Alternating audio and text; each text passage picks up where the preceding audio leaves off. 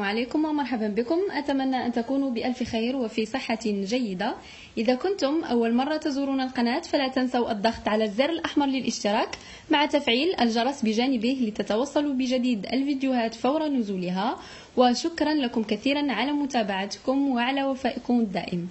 اليوم سأتشارك معكم وصفة رائعة وفعالة لتبييض الوجه وتصفيته من البقع السوداء، الكلف وحب الشباب، بمكونات طبيعية متوفرة في كل بيت ومشهورة بفعاليتها في تبييض البشرة، وهي الكركم الطبيعي المطحون في البيت أو الخرقوم البلدي، وماء الطماطم.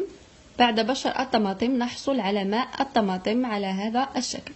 وطريقة تحضير الوصفة: نأخذ ملعقتين كبيرتين من الطماطم ونضيف إليها ملعقة كبيرة من الكركم،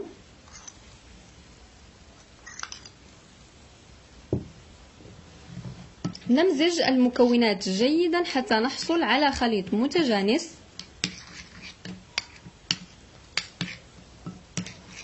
ثم نضع الخلطة على وجه نظيف ونتركها لمدة نصف ساعة، ثم نغسل الوجه بالماء الدافئ وبعدها البارد.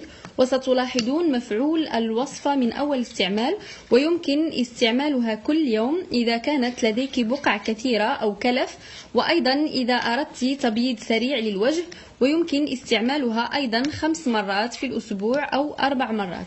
هذه الوصفة رائعة جدا، أنصحكم أن تجربوها، وأنا متأكدة من أنها ستعجبكم وستعطيكم نتائج مرضية ورائعة.